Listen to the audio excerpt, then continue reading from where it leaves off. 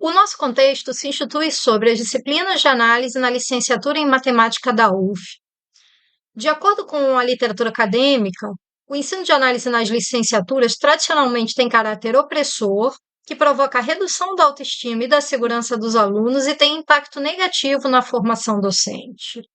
Buscando superar essa situação, surgiu em 2018 o projeto Análise Ativa, que busca ocasionar vivências acolhedoras e enriquecedoras que promovam aprendizagens matemáticas e didático-pedagógicas, atentando para a produção de conhecimentos e afetos. Desde 2020, o Análise Ativa se pauta por uma opção decolonial, com destaque para as perspectivas das epistemologias do Sul e da ecologia de saberes, de Boaventura de Souza Santos. Como funciona o acompanhamento de grupos no Análise Ativa? Nós trabalhamos com grupos fixos durante todo o semestre, até 5 alunos por grupo, e também usamos instrumentos de autoavaliação. O conteúdo é dividido em módulos, de normalmente 2 a 3 semanas. E a prática segue esse diagrama aqui. Em cada módulo, os alunos realizam atividades em aula e também extraclasse, trabalhando nesses grupos. E ao final de cada módulo, cada aluno vai preencher individualmente um formulário com a sua autoavaliação. A partir desse formulário, a docente vai gerar um mapa de cor, um mapa em cores, com os saberes, como esse aqui, olha. Então, a gente consegue ver nesse mapa quais são os tópicos que geraram mais dificuldades, tanto para o grupo como para cada aluno, e também aqueles tópicos em que os alunos consideram que tiveram uma melhor compreensão. Daí, ocorrem, então, os encontros de acompanhamento, em que a docente se reúne com cada grupo em separado. Normalmente, esses encontros têm por volta de 1 hora de duração, e aí todos os participantes do grupo devem se engajar na conversa, E nessa conversa, a professora vai buscar complementar a aprendizagem nos pontos que pareceram mais críticos a partir daquele mapa em cores, tirando dúvidas, mas também fomentar um papo sobre os pontos em que os alunos se sentem mais seguros, para que eles possam contar sobre suas aprendizagens e também sobre as relações que eles estabelecem entre essas aprendizagens e outros conhecimentos das suas histórias de vida.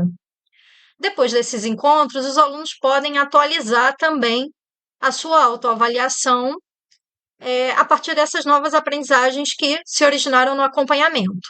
Ao final do semestre, com base nas anotações que a professora fez, tanto sobre cada grupo como sobre cada aluno, durante todo o processo, e também considerando as autoavaliações dos estudantes, ela envia para cada aluno uma síntese qualitativa mesmo, com seus comentários sobre a aprendizagem do aluno e uma proposta de nota. Então, o aluno tece considerações sobre essa avaliação e essa nota, e a partir dessa conversa surge o resultado final, consensual, a ser lançado no sistema. Temos uma ampliação epistemológica das disciplinas, na própria avaliação, ela já não está mais restrita àquele conteúdo da disciplina, cabe também as coisas que os alunos trazem, e isso, por sua vez, gera um maior engajamento, estimula a participação e o engajamento dos alunos, e nos possibilita também uma avaliação que é referenciada na situação de cada estudante. A gente gera também com isso um aumento da autoestima dos alunos e temos uma melhoria da aprendizagem agora envolvendo não apenas os conhecimentos, mas também a questão afetiva, a forma como os alunos se relacionam com a disciplina, com o conteúdo e com os colegas, com a turma. Também temos uma questão de consenso docente-discente, que muda, então, a relação dentro de sala de aula, e a gente considera que isso tem contribuído também para a formação docente dos nossos alunos, na medida em que eles aprendem, eles vivenciam uma forma diferente de avaliar. Aqui deixamos algumas observações e as referências citadas nesse trabalho e agradecemos por você assistir.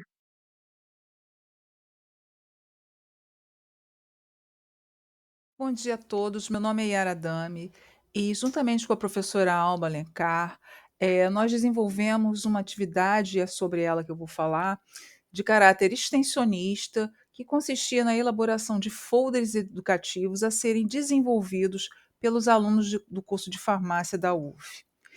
Bom, Essa atividade ela vem a atender uma resolução do Conselho Nacional de Educação que torna a extensão obrigatória nos cursos de graduação. Com isso, né, nós tivemos o grande desafio de, em pouquíssimo tempo, ou seja, em 4 horas aula, que seria a carga horária que foi destinada para essa atividade extensionista, desenvolver uma atividade interessante com esses alunos, né. Então, devido ao pouco tempo disponível, nós estabelecemos uma atividade que eles desenvolveriam, eh, no ambiente da universidade, né, dentro das dependências da universidade, ou mesmo em casa, trabalhando em grupo. Essa atividade consistiu na criação de folders educativos versando sobre o diagnóstico parasitológico, que seria destinado aos estudantes da área de saúde, e um outro sobre a importância do exame de fezes, que seria destinado ao esclarecimento do público leigo. Esses temas foram sorteados, né, os alunos se dividiram em 6 grupos de 5 e teve um grupo de 6 estudantes, e eles tiveram que trabalhar esses temas e elaborar, esses folders, né. Ao final desse processo de criação, né, esses alunos tiveram que fazer uma apresentação desse material em sala de aula, então foram apresentados 7 diferentes folders, nos quais os alunos demonstraram uma grande criatividade, né, eles se envolveram muito na criação, desse material, eles fizeram vídeos, fizeram representações teatrais, alguns folders tinham palavras cruzadas ou QR Code com link para o site do Ministério da Saúde, e foi bastante interessante observar os diferentes olhares, né, sobre de vários grupos sobre muitas vezes o mesmo tema. Essa atividade foi avaliada pelos alunos, né, através de um formulário Google. A grande maioria desses alunos respondeu ao formulário e avaliou a atividade como muito boa, denotando que essa atividade teve um impacto importante sobre o aprendizado. Isso foi observado na avaliação de aprendizagem da disciplina. Os alunos tiveram um excelente desempenho, apenas 2 alunos tiveram nota inferior a 6, mostrando realmente que essa atividade impactou no aprendizado. Aqui estão as nossas referências e a minha gratidão por esse trabalho. Boa tarde a todos, eu sou o professor André Abel Augusto e vou apresentar aos senhores o trabalho Ensino e Extensão com disciplinas extensionistas no curso de Engenharia Elétrica. Apresentando a motivação para esse trabalho, nós tivemos que readequar o PPC do curso em função tanto das novas diretrizes curriculares nacionais da engenharia, que entraram em vigor em 2019, como também para a necessidade de curricularização da extensão por conta de uma demanda da universidade. O objetivo desse trabalho é mostrar aos senhores a abordagem de extensão adotada no curso de Engenharia Elétrica, bem como discutir os resultados alcançados. Como critérios norteadores da extensão no curso de Engenharia Elétrica, a gente adotou 2 estratégias, que é a prática extensionista nas disciplinas de formação profissional e específica, que dão habilitação em Engenharia Elétrica, e também a realização de um seminário semestral de ensino, pesquisa e extensão. Com base nessas 2 abordagens de extensão, a gente consegue a contextualização do aprendizado dos alunos, explorando especialmente a dimensão cognitiva a criar e também catalisar a adoção de metodologias ativas por parte dos professores. Na implantação dessa curricularização da extensão no curso de Engenharia Elétrica, a gente fez, logo após a aprovação do PPC, a capacitação dos docentes. A partir delas, os docentes incluíram atividades extensionistas de natureza obrigatória nos planos das disciplinas, e a coordenação, em paralelo, realizou a criação do projeto de extensão Expel, implementando assim esse seminário de ensino, pesquisa e extensão. Como resultados dessa estratégia de extensão curricular, a gente criou o evento Expel, como falei anteriormente, que teve a sua primeira edição em 2023-1 e ele já se encontra na sua 3ª edição.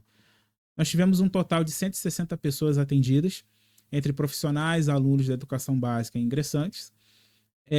Um resultado positivo do evento é a proposição, por iniciativa dos próprios discentes, de atividades dentro do evento, engajamento dos alunos também na organização do evento. Até o presente momento há uma pouca adesão de professores, mas aqueles que aderiram ao evento têm registrado que a execução da extensão nas disciplinas foi facilitada. Em relação às disciplinas extensionistas, a gente tem observado, por conta de conversas informais com os professores das disciplinas, a adoção cada vez maior de metodologias ativas, principalmente o aprendizado baseado em projetos. E também o fomento da aprendizagem prática e contextualizada. Então, nessas disciplinas com viés extensionista, os professores têm se preocupado o tempo todo em fazer atividades de cunho mais prático e com um impacto social. Então, esses são os resultados que a gente obteve até o presente momento, e eu agradeço a todos pela compreensão e pela atenção. Muito obrigado.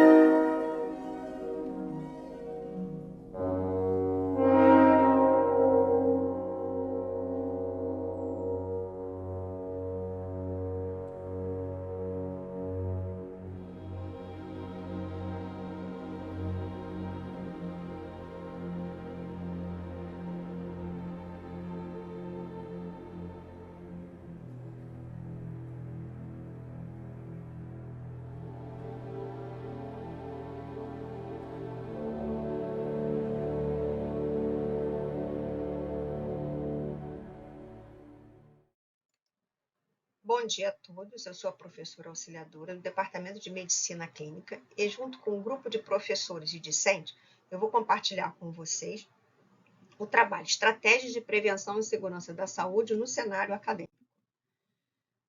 Após a pandemia de Covid-19, em março de 2020, houve a autorização em junho do retorno das atividades acadêmicas dos discentes. Para que isso ocorresse, era necessário que fosse com segurança e qualidade do ensino. Então, o grupo de professores elaborou um plano de treinamento para o uso dos equipamentos de proteção individual, incluindo a luva, incluindo paramentação, desparamentação, higienização das mãos. Então, com essa autorização, foi então implantado o Comitê de Monitoramento para o Internato Médico, com os objetivos: realizar o monitoramento semanal desses discentes durante as atividades presenciais, identificar os discentes que tinham casos suspeitos, que apresentavam sintomas respiratórios e afastados da atividade presencial, e elaborar um protocolo de segurança para a manutenção do ensino médico.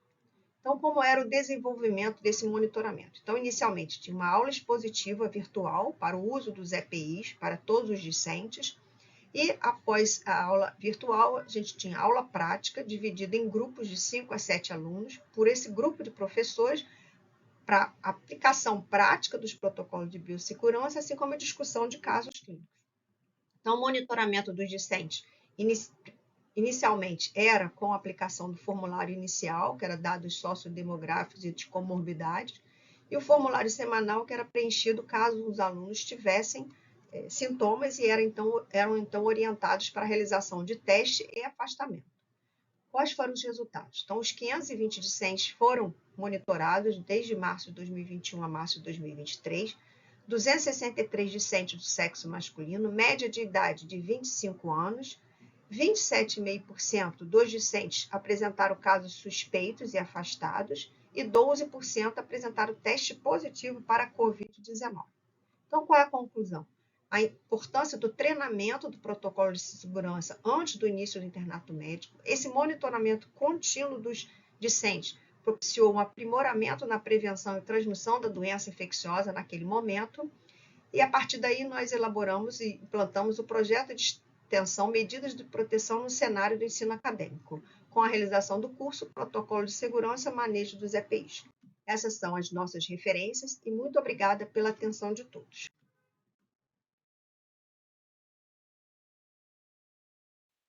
Enquanto Nova e outros autores que pesquisam formação docente defendem uma integração mais forte entre teoria e prática na formação, a literatura acadêmica em educação matemática aponta que o 3+1 ainda não saiu dos cursos de licenciatura em matemática, apesar das disciplinas integradoras de prática como componente curricular.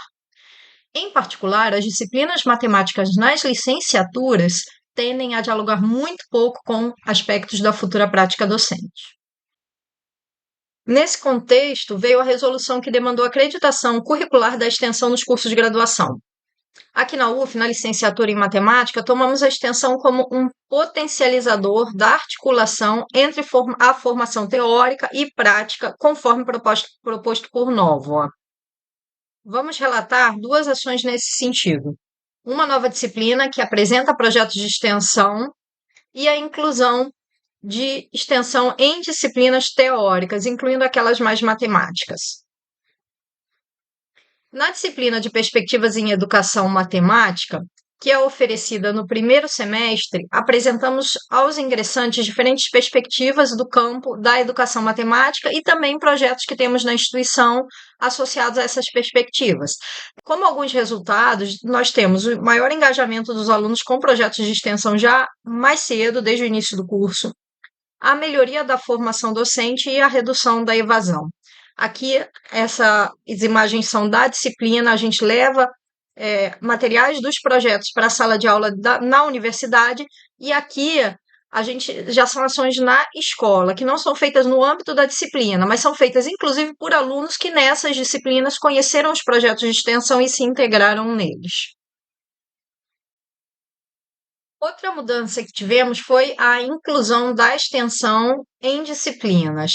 Várias disciplinas, inclusive disciplinas matemáticas, passaram a ter dentre seus objetivos planejar, desenvolver e executar ações extensionistas a fim de aproximar o estudante da vida escolar e possibilitar que ele vivencie uma prática pedagógica relacionada à disciplina. Então, nessas disciplinas passam a ser desenvolvidas, associadas aos conteúdos das ementas, práticas que são levados para escolas, por exemplo. Alguns resultados que verificamos foram a maior integração entre a teoria e prática, o aumento do interesse dos licenciandos, a superação de práticas associadas ao modelo 3+1, mais engajamento dos estudantes com projetos de extensão, a melhoria da aprendizagem, o enfrentamento do problema da dupla descontinuidade, que também é relatado na literatura de educação matemática em relação à formação docente, a redução dos níveis de reprovação e a melhoria da formação docente como um todo. A título de considerações finais, nós destacamos que Nova defende ser necessário firmar a formação de professores como uma formação profissional de nível superior, que seria então irredutível a um treino no chão da escola ou ao acúmulo de saberes teóricos, e também está para além da soma destas duas componentes, porque demanda integração entre esses aspectos. Assim, ele conclama por uma terceira revolução na formação docente. Nós propomos que a extensão pode contribuir rumo a essa terceira revolução. Agradecemos por você assistir. Aqui estão as referências citadas neste trabalho. Olá, meu nome é Mariana Rios, sou aluna de Medicina da Universidade Federal Fluminense e vou apresentar nosso projeto de extensão, modelo de ensino, integração e transformação na educação em saúde. A obesidade é uma doença multifatorial que ela é composta por diversos fatores patogênicos, sejam eles biológicos, psicossociais, socioeconômicos e ambientais. Além disso, ela é um fator de risco para o desenvolvimento da forma grave da Covid-19, afetando especialmente indivíduos portadores de doenças cardiometabólicas. A universidade, por meio dos discentes e docentes, ela consegue contribuir para a melhora da qualidade de vida e atenção à saúde, atendendo consequentemente as demandas da população. O objetivo do nosso trabalho é implementar orientações para o controle da obesidade por meio de ações de saúde de caráter educativo realizadas pelos discentes, visando medidas preventivas e comportamentais. A população-alvo são usuários da rede de saúde pública assistidos no hospital terciário e a sociedade civil. Nosso projeto ele teve seu início por meio da plataforma Instagram, em que a gente fazia a elaboração de postagens periódicas de materiais informativos, sejam eles imagens, vídeos, em que a gente orienta temas como atividade física, alimentação saudável, uso regular de medicações, controle da glicemia e pressão arterial. E esses temas são discutidos entre nós, discentes, com os nossos docentes. Aqui está um exemplo das postagens que a gente realiza e aqui a nossa plataforma Instagram, nosso perfil na rede. Além disso, atualmente, a gente conseguiu fazer de forma presencial também um projeto por meio de ações educativas em que a gente distribui um folder educativo para esses usuários. A gente faz uma coleta dos dados sociais, dosagem da glicemia capilar, medida de pressão arterial, aferição de peso, altura, circunferência abdominal. Esses dados são anotados no próprio folder e a gente estimula que esses usuários mostrem esses resultados para o médico assistente deles. Aqui está um exemplo do folder que a gente distribui para esses usuários. A gente, como resultado, teve a realização do evento Obesidade, Saúde e Medida Certa em 2023, com a participação de mais de 200 usuários. A gente contribui para a formação dos discentes por meio do desenvolvimento de habilidades como soft skills, como a habilidade de você falar em público, de ter uma linguagem acessível. Além disso, as atividades presenciais são uma oportunidade de aprendizado para os nossos discentes, principalmente pensando nesse pós-pandemia. E a gente tem um feedback muito positivo desses usuários, seja de forma direta, pelos elogios, como também quando a gente orienta eles, quando a gente se vê frente a alguma normalidade dos dados coletados. Consequentemente, concluindo, a extensão é um dos pilares propostos pela universidade, e esse tripé ensino, pesquisa e extensão são aspectos que são indissociáveis para a composição de um currículo de qualidade na formação médica. Essas são nossas referências. Obrigada. Olá, eu sou a professora Valessa Leal, do curso de Licenciatura em Matemática do INFES-UF Santo Antônio de Pádua, e este trabalho é um relato de experiência do nosso projeto de iniciação à docência matemática, aprendizagem ativa, a partir das experiências do PIBID 2023-2024. O projeto PIBID foi intitulado de Iniciação à Docência Matemática, construindo recursos didáticos para o trabalho na sala de aula da educação básica.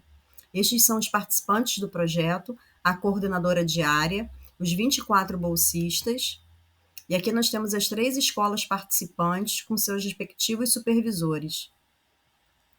Nosso trabalho se baseou no conceito de aprendizagem ativa, que, segundo Barbosa e Moura, ocorre quando o aluno interage com o assunto em estudo, sendo estimulado a construir o conhecimento ao invés de recebê-lo de forma passiva.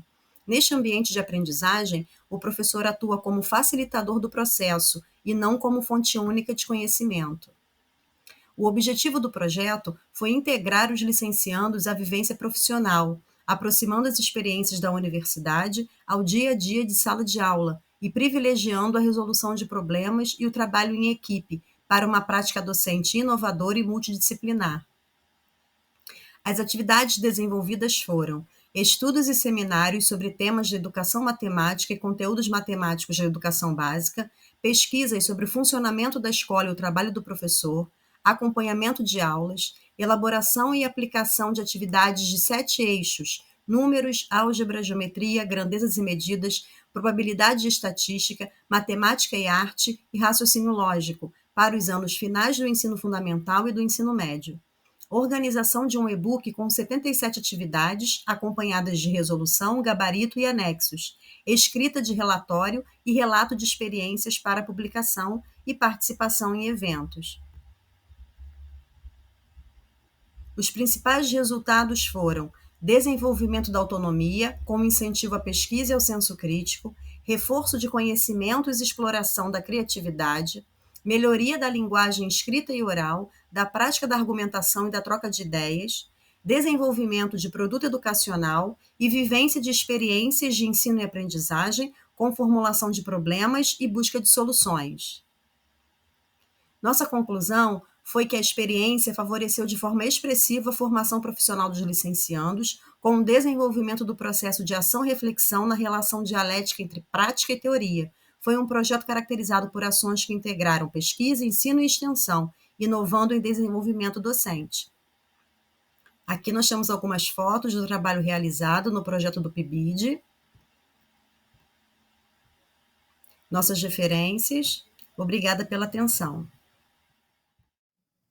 Olá, eu me chamo Tereza, eu sou professora da UF do campus de Nova Friburgo e vou apresentar o trabalho O Impacto de Projetos de Extensão de Visitação à UF em alunos de ensino médio e graduação. O projeto Desvendando o Corpo Humano vem há vários anos recebendo alunos de ensino médio, cursos pré-vestibular e cursos técnicos da área da saúde no campus e tem feito isso em parceria com o projeto Espaço de Memória da Odontologia. Através deles, a gente objetiva divulgar as graduações do campus e estabelecer uma parceria com as escolas de Nova Friburgo e região. Com isso, a gente amplia as possibilidades para esses alunos de ensino médio e também amplia o contato dos nossos alunos graduandos com o atendimento à comunidade. A gente sabe que isso é pilar da extensão e também aprimora as possibilidades de ensino. A divulgação desses projetos é feita pelo Instagram e pela própria assessoria do campus e as inscrições são feitas por e-mail. A visitação acontece nesse formato desde 2019 e os alunos, quando chegam, são divididos em 2 grupos. Um grupo que vai visitar o anatômico e outro grupo que vai fazer um tour pelo campus e depois essa ordem é invertida. Durante a visitação ao anatômico, esses alunos têm contato com peças do nosso acervo através dos nossos alunos de extensão, da graduação, e assim eles conseguem ter uma troca entre a anatomia, o cotidiano deles, e também sobre como esses alunos pensam a vida da universidade. E durante o tour eles visitam o espaço de memória da odontologia e também conversam um pouco sobre os cursos que tem no campus, como é que é o ingresso na universidade e a vida na universidade. Em 2013, nós recebemos 12 visitas, em torno de 500 alunos. Houve um predomínio de escolas de ensino médio públicas, a maioria delas de Friburgo. Foi considerado que as visitas foram interativas, com uma boa troca de conhecimentos e saberes. Também os alunos entenderam que houve uma vivência interessante sobre como funciona o campus e a universidade, e os nossos alunos extensionistas puderam aprimorar várias habilidades, como comunicação, trabalho em equipe, que são fundamentais para a formação de bons profissionais de saúde.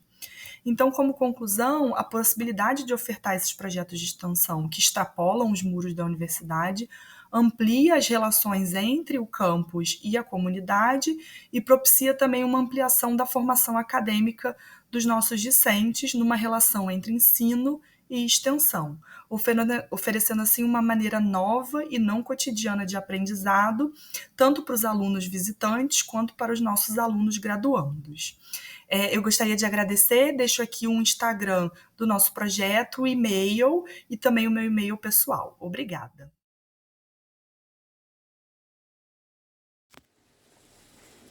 Meu nome é Mariana da Cunha Teixeira. Eu sou professora de Libras no Departamento de Letras Clássicas e Vernáculas do Instituto de Letras da UF. Meu relato de experiência tem como título o uso de tecnologias digitais no ensino de Libras. Bem, a UF oferece a disciplina de Libras para todos os cursos de licenciatura e também de fonoaudiologia desde 2012-1. Essa oferta se dá em cumprimento ao Decreto 5.626 de 2005, que dá um prazo de 10 anos para as universidades estabelecerem nos currículos de graduação a disciplina de Libras como parte integrante dos cursos de licenciatura e também de fonoaudiologia.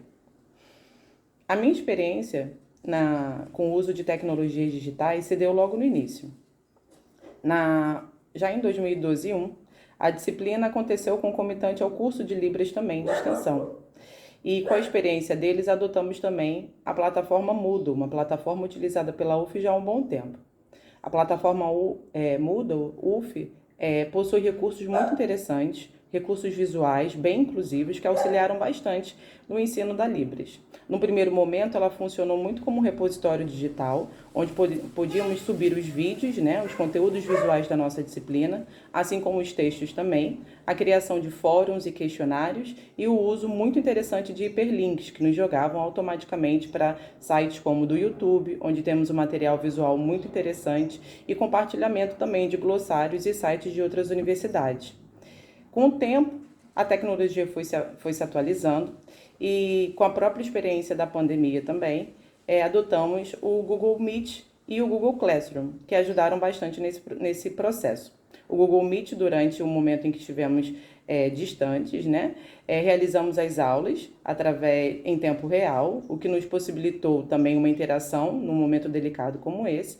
E o Google Classroom, que funcionou imediatamente como um repositório digital, um local de comunicação, e conforme ele vinha sendo atualizado, começamos a utilizar também hiperlinks, o Google Drive, que possibilitou também o compartilhamento de materiais, o que nos ajudou bastante. Agora, o uso de questionários e atividades de pronta resposta. Em sala de aula, além do Google Classroom, nós também utilizamos o WhatsApp como medida alternativa para aqueles alunos que não podem estar em sala no momento de monitoria.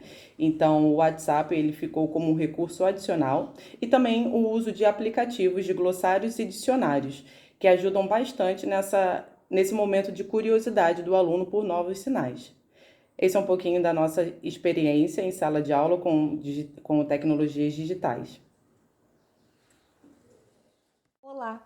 Eu sou a professora Melissa Chambarelli, da Universidade Federal Rural do Rio de Janeiro, e vou estar aqui hoje conversando com vocês sobre o parasista. Assim como a sociedade, as metodologias do processo ensino-aprendizagem estão em constante evolução, e uma das ferramentas usadas hoje em dia são as redes sociais, que, se usadas de forma adequada, são de grande valia. Assim, com o objetivo de tornar mais atrativo o ensino em parasitologia, surgiu o Parazinsta_UFRRJ. O perfil Parazinsta_UFRRJ surgiu em 2018 na Rural. Hoje, ele conta com quase 2.800 seguidores e tem mais de 240 publicações divididas entre postagens temporárias nos stories e postagens permanentes no feed. O perfil iniciou sua jornada de maneira intuitiva, mas aos poucos foi se aperfeiçoando através de oficinas realizadas pela Rede Parasitologia Online. A maior parte das publicações são imagens de parasitos, que ajudam os alunos a fazerem um diagnóstico baseado na morfologia, sempre de forma leve e divertida. O conteúdo é variado e interativo. Além das fotos, podemos observar postagens de vídeos, como o de Dioctofima renale. O vídeo teve quase 7.800 visualizações, dentre outras interações. Chegou a atingir 7.039 contas de usuários, onde dessas 72% não eram seguidores do perfil, ajudando assim a difundir a parasitologia além dos muros da universidade. O acesso ao conteúdo do perfil faz com que o aluno seja ligado ao tema parasitologia mesmo fora de sala de aula, ajudando assim na assimilação do conteúdo ministrado na disciplina. Além das imagens e vídeos de parasitos, o perfil ainda realiza lives periódicas com pesquisadores nacionais e internacionais, trazendo sempre conteúdo de qualidade aos seguidores da página. O perfil Parazinsta é ainda meio de divulgação oficial da Rede Parasitologia Online, que é um projeto de extensão que envolve vários professores, pesquisadores e alunos de diferentes instituições que produzem conteúdo de qualidade sobre parasitologia humana e parasitologia animal. A página tem sido uma ótima ferramenta para o desenvolvimento de alunos e profissionais na área de parasitologia. E assim, eu só tenho a agradecer a todos pela oportunidade de divulgar o Parazinsta. Se quiserem, podem entrar em contato para saber mais informações.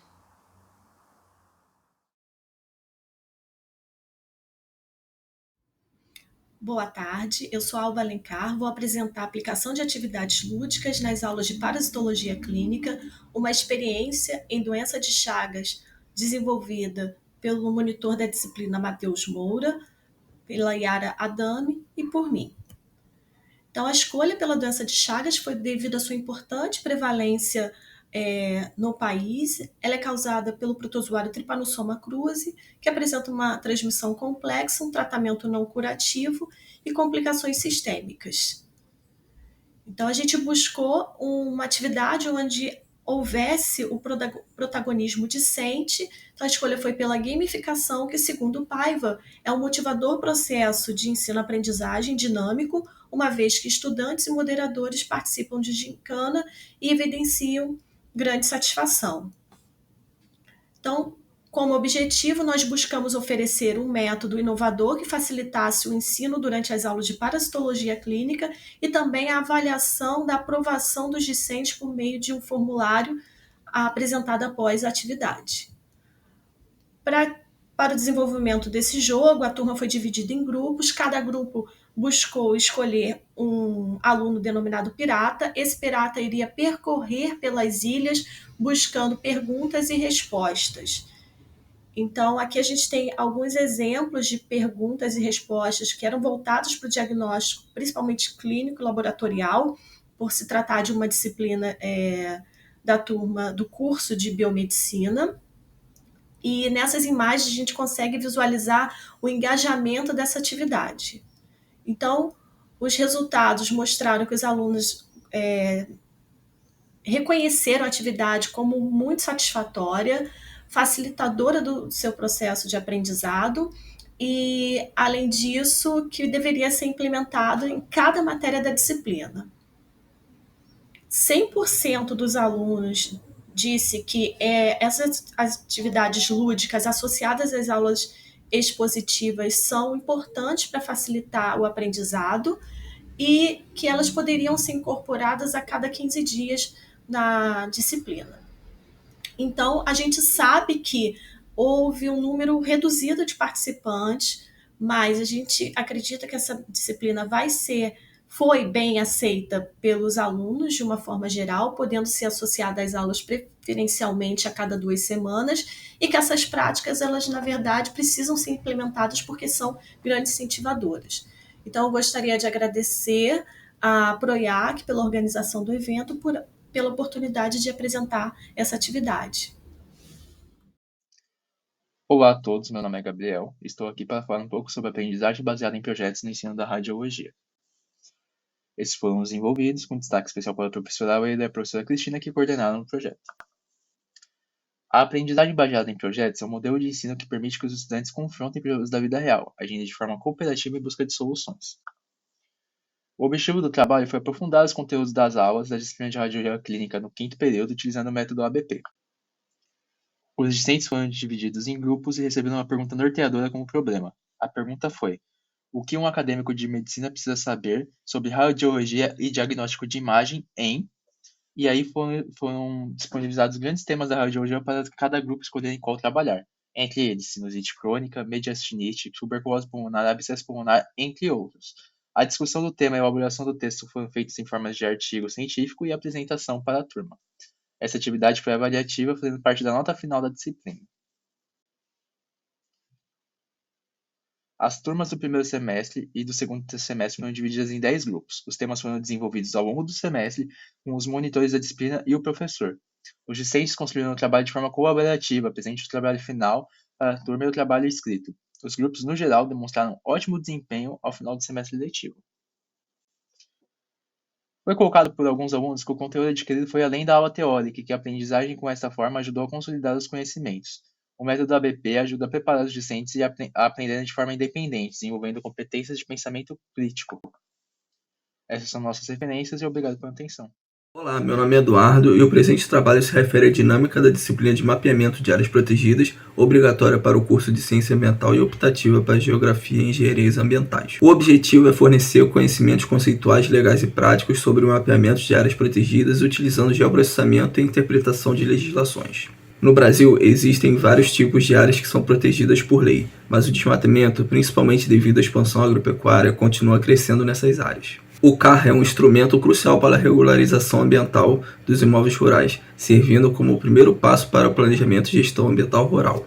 Assim, a disciplina visa a adequação ambiental de um imóvel rural, abordando os desafios e soluções para a recuperação ambiental e para a redução do desmatamento.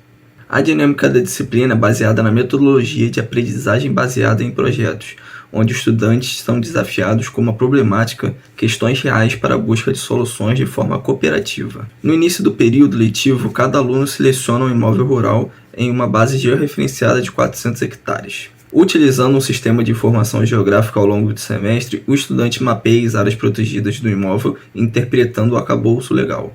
O produto final é um mapa de zoneamento ambiental. Em seguida, grupos de 4 estudantes com imóveis vizinhos se reúnem para definir soluções sustentáveis para cada zona, baseada na legislação de adequação ambiental. O produto final é uma matriz de normas e diretrizes para o zoneamento do imóvel rural. Para a execução da adequação, mapeamos os remanescentes da Mata Atlântica, as UCs e as APPs. Cada uma dessas partes inclui conteúdo teórico e atividades práticas, com estudos dirigidos sobre o conceito, legislação e estado da arte, a fim de fixação e avaliação dos temas, e com o QGIS para as atividades práticas de mapeamento. Os remanescentes são mapeados através da interpretação visual das imagens do Google Earth, com as classes baseadas na lei da Mata Atlântica de acordo com os estágios de sucessão da vegetação. Os limites das UCs são definidos pelo ato legal de sua criação, sendo necessário acessar arquivos nos servidores de dados de órgãos ambientais. As bases de APPs do Estado do Rio também estão disponíveis nos servidores. A sua delimitação segue os critérios estabelecidos pelo Código Florestal de 2012. Fazendo o mapeamento dessas zonas baseados no Código Florestal, delimitamos a reserva legal, correspondente a 20% do imóvel descontadas as APPs preservadas. Se necessário, a RL e as APPs não preservadas são destinadas ao PRA. Excedente de remanescentes fora das APPs são destinadas ao CRA. Por fim, a zona das atividades agro-silvio-pastoris corresponde ao restante do imóvel. A última etapa consiste na definição de diretrizes e nas normas de uso das zonas. É notável o interesse pela disciplina, com muitos inscritos e uma turma engajada. Durante as atividades, há menos uso de celular e mais concentração e interação. Os estudantes ficam contentes em ajudar uns aos outros nas partes práticas. O estudo dirigido é essencial, pois exige interpretação da lei e compreensão dos conceitos, incentivando a leitura e o aprendizado ativo.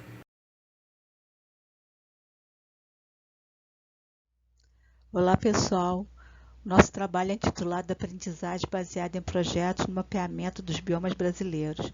Foi desenvolvido por mim, Cristiane, professora da UF, pelo Moisés, doutorando da UF, e o Eduardo, graduando em Ciência Ambiental da UF. Este projeto é aplicado na disciplina Sensoriamento Remoto, obrigatória para a graduação em Ciência Ambiental e Geografia e optativa para as engenharias ambientais. O projeto visa o mapeamento da cobertura da terra dos biomas brasileiros que sofreram modificações representativas no período de 90 a 2020. Cada grupo de estudantes trabalha em um bioma e cada dupla trabalha em um período. Nos próximos slides serão exibidas as imagens que nós trabalhamos nesse projeto. Para o bioma da Amazônia, as imagens representam a expansão da pecuária extensiva sobre a floresta. Na Caatinga, como exemplo de transformação do uso e cobertura da terra, nós utilizamos imagens do Vale do São Francisco, onde há expansão da fruticultura irrigada. As imagens do Cerrado representam o crescimento da soja e do milho. No Pampa, a silvicultura e a soja vêm substituindo a pecuária. No Pantanal, a agropecuária e os incêndios vêm diminuindo o tamanho dos corpos d'água. E na Mata Atlântica, a urbanização em áreas turísticas vem eliminando os fragmentos florestais. O trabalho é desenvolvido em 5 etapas. Na primeira etapa, é desenvolvida a chave de interpretação por todo o grupo com o objetivo da definição das classes temáticas. A segunda etapa tem como objetivo o mapeamento através da vetorização manual e interpretação visual no QGIS. Na tela nós vemos o mapeamento final elaborado pelos 6 estudantes do grupo. A terceira etapa consiste na elaboração de gráfico através do cálculo de área das classes temáticas no QGIS. Na tela, vemos os gráficos produzidos pelos estudantes que demonstram a transformação do uso da cobertura da terra. A quarta etapa consiste na elaboração do mapa final, onde são inseridos os elementos do mapa, como legenda, título, escala. A quinta etapa consiste na apresentação do trabalho. Entre os outros pontos, é pedido que se faça uma pesquisa de uma publicação associada à transformação encontrada no bioma. Agradecemos aos monitores, estagiários de docência e demais orientandos que contribuíram na aplicação da ABP. Olá, me chamo Alessandra e junto com as alunas Clara e Ana Letícia, desenvolvemos um trabalho intitulado Desenvolvimento de ferramenta de cálculo para dimensionamento e caracterização de bombas industriais e vamos apresentar este ano na 9ª Mostra de Inovação da UF. Bombas são máquinas operatrizes hidráulicas que fornecem energia na forma de cinética ou de pressão a um fluido para transportá-lo de um ponto a outro, tendo sido a primeira invenção capaz de substituir a energia encontrada na natureza pela energia do trabalho humano. Existem diversos tipos de bombas com funções diferentes e, dessa forma, é necessário o conhecimento dos objetivos do seu uso e sua forma de funcionamento para determinar a aplicabilidade no projeto. A fim de entender esse comportamento, são analisadas curvas características, permitindo avaliar variações de head, potência e rendimento com a vazão. Os cálculos de dimensionamento de bombas passam por diversas etapas que demandam esforço e tempo, envolvendo consultas a diferentes gráficos e tabelas, podendo ser extremamente complexos. Portanto, o objetivo deste trabalho foi elaborar uma planilha em Excel capaz de contemplar as diversas variáveis que envolvem o dimensionamento deste equipamento. O uso desta ferramenta permite ao usuário não somente o aprendizado do processo, mas também a participação ativa em seu procedimento. A planilha foi elaborada com base na rotina de cálculo para dimensionamento de uma máquina do tipo bomba. Os seguintes dados são levantados para entrada na planilha, como os dados de entrada de fluido, massa específica, viscosidade, dados das condições de operação, como temperatura e vazão, e dados do sistema, como material da tubulação, diâmetro, rugosidade, acessórios, dentre outros. Sendo assim, utilizando essas equações base para cálculos de velocidade, Reynolds, fator de atrito, dentre outros. Os resultados estão apresentados nas tabelas a seguir. Nessa primeira tabela, os dados de entrada dos fluidos, no caso do fluido selecionado, nesse caso a água, e depois os dados para a sucção da bomba, como material, diâmetro nominal, comprimento da tubulação, fator de atrito, velocidade, para cálculo da perda de carga. E o mesmo foi feito para a descarga. Pode-se notar, então, que os cálculos de dimensionamento de bombas podem ser extremamente complexos e exigem grandes esforços e tempo. Sendo assim, o uso de ferramentas computacionais auxilia nesses pontos e no aprendizado por parte dos usuários e alunos, uma vez que os dados precisam ser corretamente introduzidos em fórmulas e planilhas.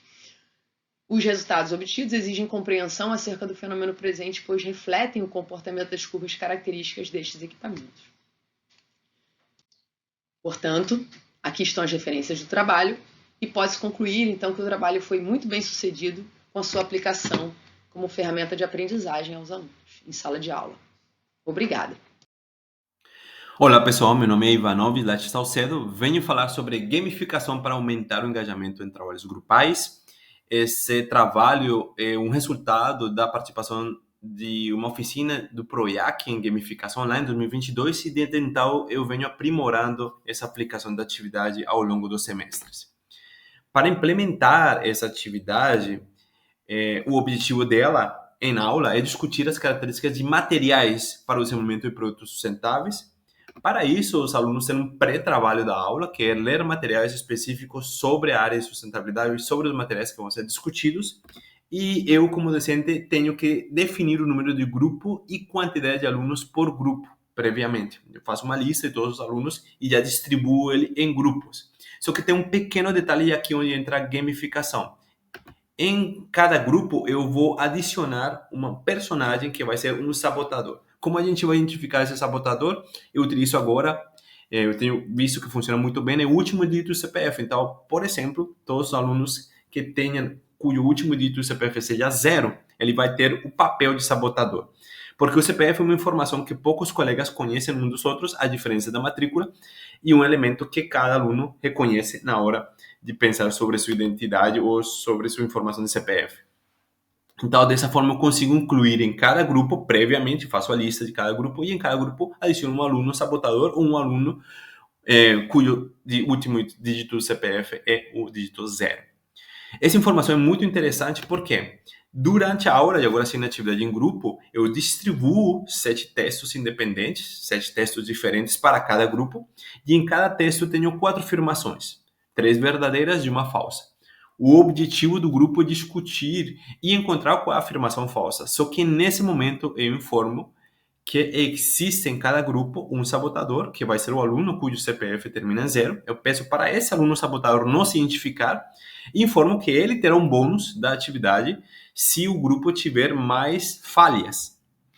Dessa forma, o grupo fica incentivado a participar mais e encontrar as afirmações verdadeiras e ficam com aquela pulga atrás da orelha de que pode ter alguém ali dentro desse grupo trabalhando para que o grupo erre. Como resultados dessa pequena e simples adição de uma pessoa sabotadora ou alguém com esse papel, eu tenho visto um aumento muito importante na discussão, no engajamento. Realmente os alunos abraçam a ideia, querem participar, porque não existe mais esse rol de, tem aquela pessoa que está falando porque ela deve saber o que está falando, então ela pode dirigir ou direcionar as discussões do grupo. Não, nesse caso existe o medo, sim, de que alguém esteja sabotando e por isso atrapalhando as informações do grupo. Essa experiência, muito obrigado. Então, estamos aqui para participar da amostra da PROEAC, da UF, com o nosso trabalho Literatura no Ensino Jurídico pela Dinâmica de Grupo. Eu sou Mônica Paraguaçu, professora da Faculdade de Direito.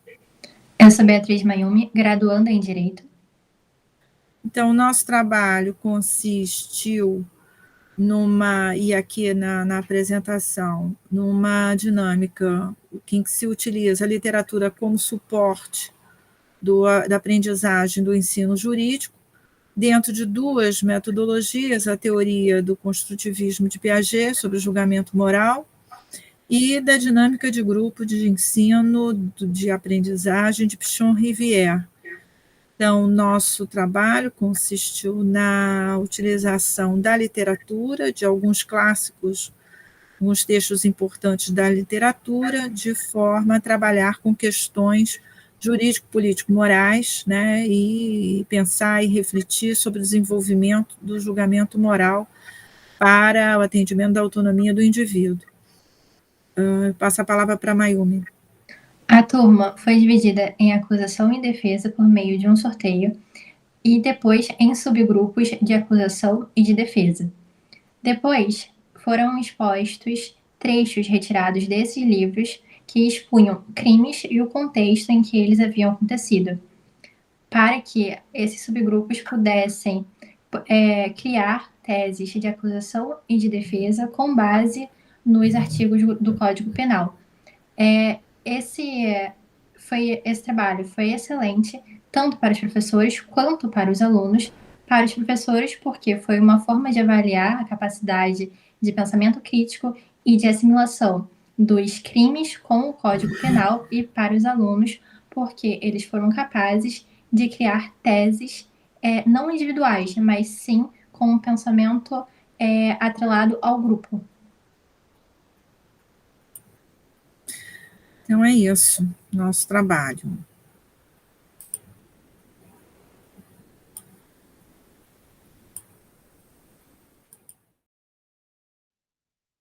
sou a professora Thelma, apresento o projeto Mãos na Massa, ensino de anatomia e harmonização orofacial na Faculdade de Odontologia da UF. O projeto nasceu em função da necessidade do ensino da anatomia na disciplina optativa de harmonização orofacial e em função da dificuldade de se utilizar peças anatômicas ou substitutos destas peças para que nós pudéssemos ter a prática de ensino dos músculos da face relacionados à expressão facial.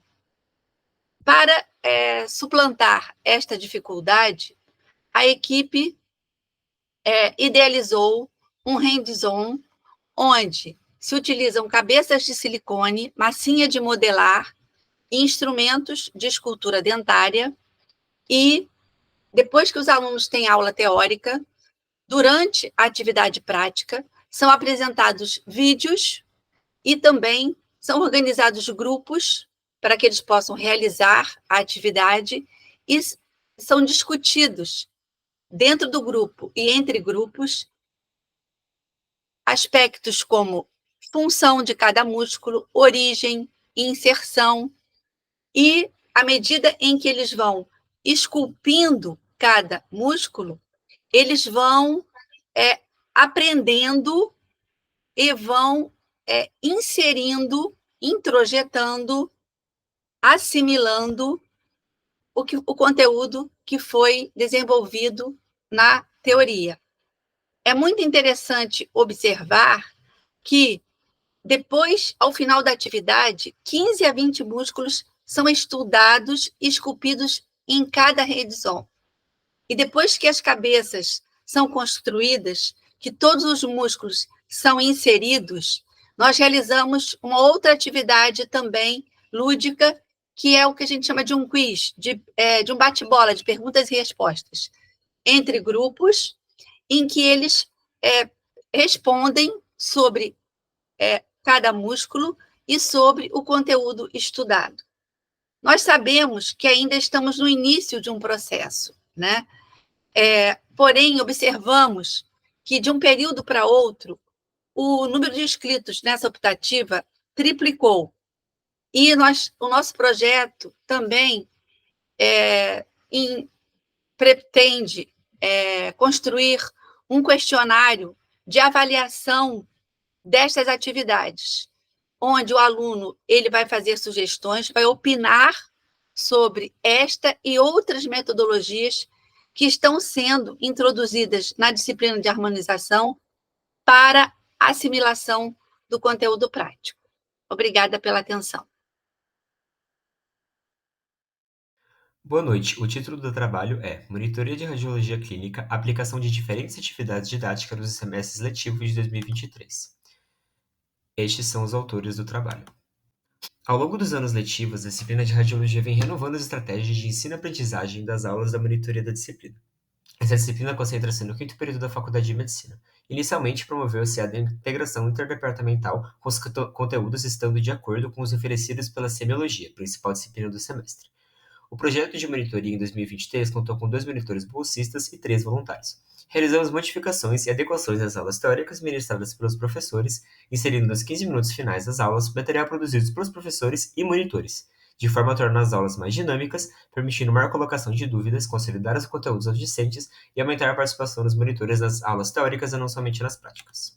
No primeiro semestre do ano letivo de 2023, demos continuidade à metodologia ativa com a aplicação da avaliação composta por 2 ou 3 questões imediatamente após as aulas teóricas, com material próprio de cada professor da nossa disciplina e também as aulas práticas referentes às teóricas ministradas em grupos.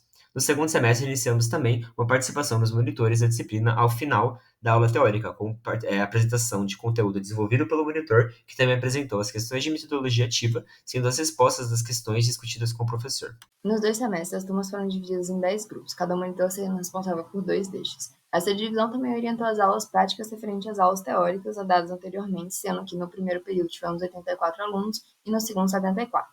A participação nas aulas teóricas no cronograma abaixo foi dividida entre os 5 monitores no segundo semestre, no esquema citado anteriormente. O departamento de radiologia possui várias tecnologias referentes às imagens, laudos, aparelhos que realizam exames o que nos levou a oferecer conteúdos que estão além da ementa da disciplina, os quais são apresentados em sessões clínicas e aulas práticas da monitoria.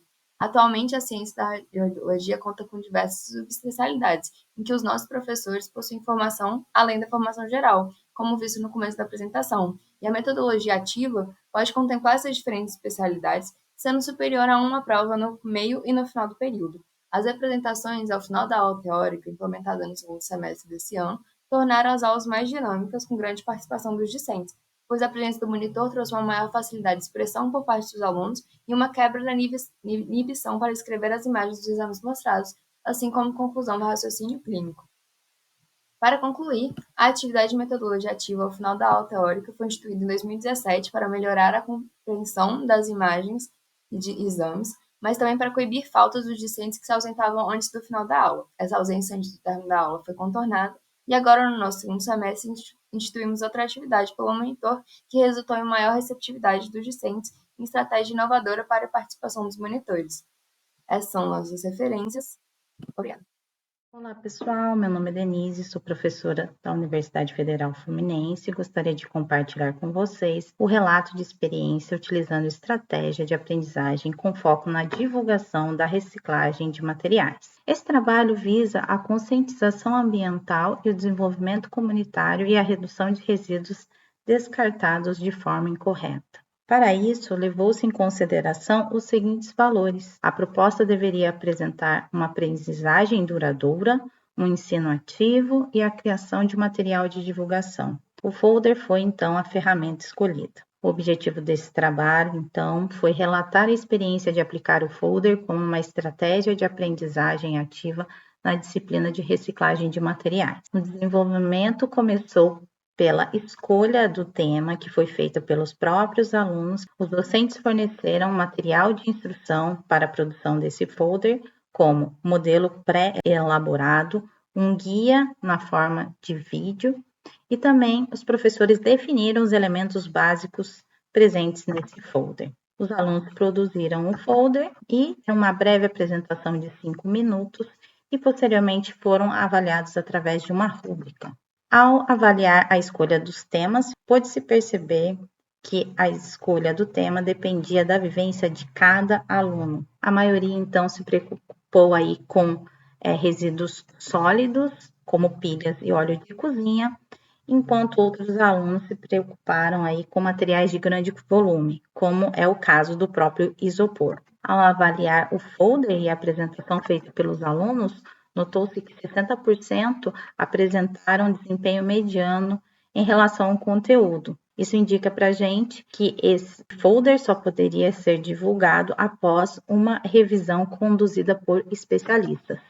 80% dos alunos apresentaram desempenho bom a excelente, quando se fala de formato e visual, indicando que instruções claras sobre a montagem do folder garantem a uniformidade do documento, parte de arguição, fluência e tempo de apresentação adequados permitiram a correção de erros conceituais e a identificação do impacto da pesquisa no âmbito familiar desses alunos. Após a aplicação desse folder na disciplina de reciclagem, pôde-se perceber que a liberdade da escolha do tema é importante para o engajamento dos alunos, a revisão por especialistas antes da divulgação é algo necessário e que essa reflexão ambiental causa impacto no ambiente familiar, tornando assim os alunos educadores em suas comunidades. Gostaria de agradecer a atenção e aqui está o meu contato.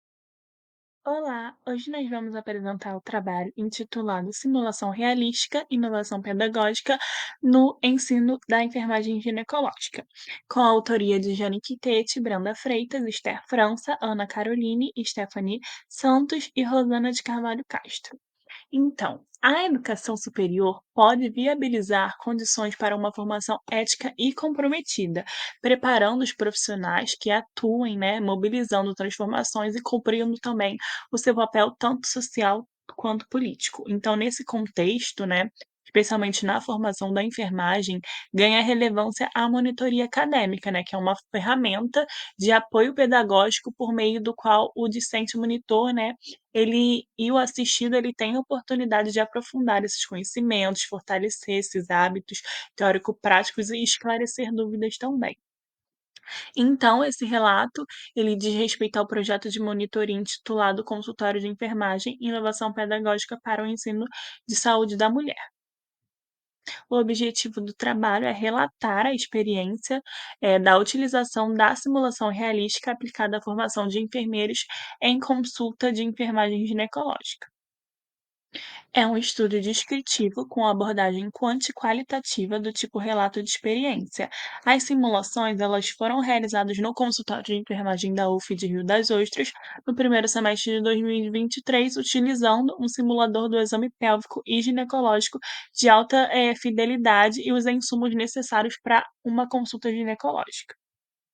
Participaram da atividade 33 discentes, divididos em 3 grupos, e os dados eles foram categorizados em 3 níveis de aproveitamento: realizado, mas de modo incompleto, e não realizado. Então, realizado, todas as cenas, né, com apresentação e abordagem adequada a usuários, então foi 100%. Condução correta da consulta, com base no prontuário, 81,25%. Orientou sobre o QST, 68,75%, e realizado, mas de modo incompleto, orientações incompletas sobre o exame de coleta do exame citopatológico, que ficou em 43,75%, comunicação com a usuária, explicando, né, os procedimentos, 62,50%. E esse é o manequim da simulação da consulta ginecológica.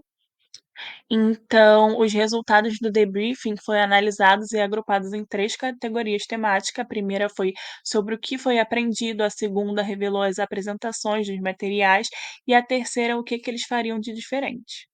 E essa ferramenta, ela mostrou-se como um diferencial no ensino da enfermagem, especialmente na enfermagem ginecológica, uma vez que estimulou o raciocínio crítico, reflexivo e possibilitou também a aquisição de destreza técnica.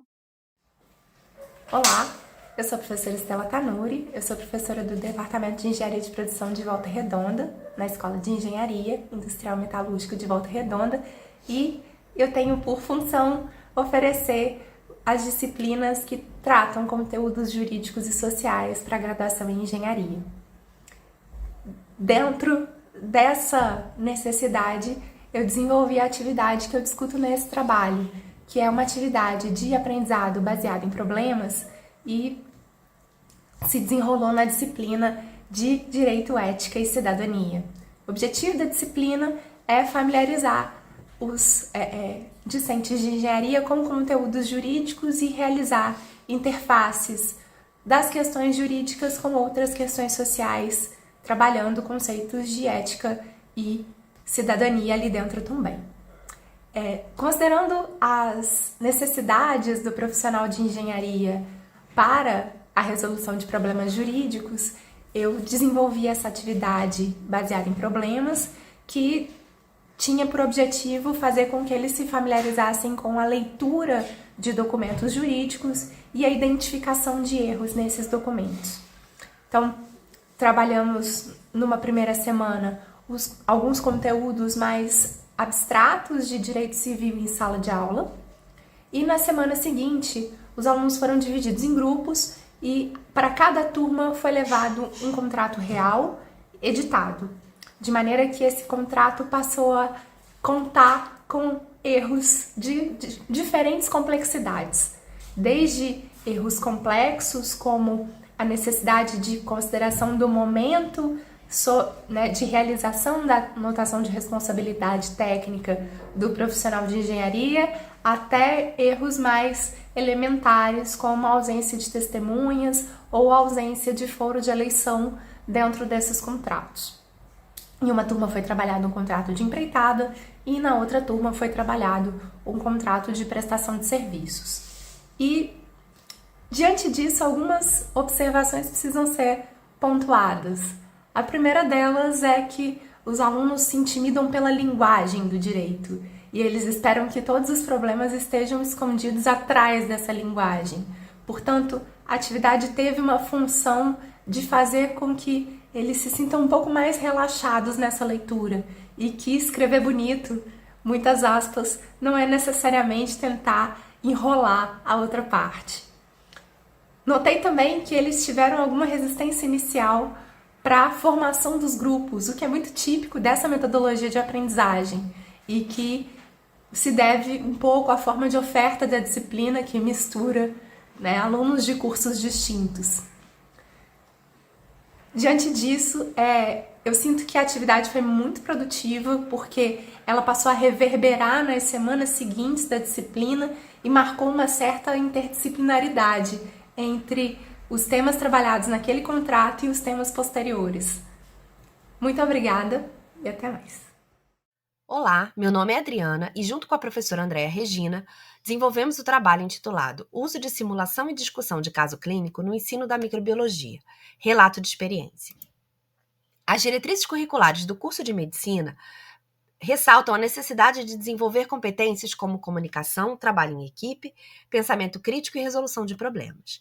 Diante disso, desenvolvemos uma atividade avaliativa na disciplina de Mecanismos de Agressão e Defesa 4, no 4º período do curso de Medicina, utilizando para isso simulação e discussão de caso clínico, com os objetivos de avaliar a capacidade de trabalho em equipe, raciocínio clínico e capacidade de integração entre os conteúdos aprendidos. A inspiração para o desenvolvimento dessa atividade veio da minha participação no PROIAC. Para o desenvolvimento da atividade, inicialmente, os alunos foram divididos em equipes, com base nas respostas fornecidas num questionário para conhecer o perfil da turma. Na primeira etapa da atividade, cada equipe recebeu informação sobre a história da paciente que eles iriam atender e deveriam listar perguntas que seriam feitas, num segundo momento, numa simulação de consulta com a paciente, que foi simulada pelas docentes. Em seguida, cada equipe recebeu informações sobre o agravamento do caso da paciente e deveriam, portanto, listar suas hipóteses diagnósticas e solicitar até 3 exames em formulário próprio. Na aula seguinte, cada equipe recebeu os resultados dos exames solicitados e deveriam, então, chegar a uma conclusão diagnóstica e fazer uma autocrítica em texto sobre a condução do caso da equipe até aquele momento. Também houve uma etapa individual, que foi feita num formulário próprio, de maneira individual por cada aluno, onde ele fez uma autoavaliação do seu trabalho, avaliou o trabalho da sua equipe e fez um texto com reflexões individuais sobre a atividade realizada. Como resultados, nós tivemos a implementação dessa atividade em 2 turmas no ano de 2023, totalizando 138 alunos. Todas as equipes conseguiram alcançar no diagnóstico para essa paciente e 91% considerou o tempo destinado à atividade suficiente. A avaliação do trabalho em equipe teve uma média bastante alta na escala de Likert. Como críticas e sugestões dos alunos, o tempo para o desenvolvimento da tarefa poderia ter sido ajustado em algumas etapas. Nas categorias de integração entre conteúdos e desenvolvimento de habilidades, os alunos reconheceram positivamente a contribuição da atividade para a aprendizagem significativa. A abordagem diferenciada de avaliação também foi elogiada, sendo considerada leve, interessante, inovadora e construtiva pelos alunos, que destacaram a oportunidade de aprendizado durante o processo avaliativo. Em relação à sobrecarga, que foi o ponto negativo, muitos alunos disseram que a realização da atividade no final do semestre trouxe um impacto negativo, porque os alunos já estavam cansados e sobrecarregados. Como conclusão, os resultados positivos evidenciaram a capacidade dos alunos de integrar conhecimentos, raciocinar clinicamente e trabalhar em equipe. Contudo, alguns ajustes são necessários para mitigar impactos negativos no período de realização da atividade. Obrigada pela atenção.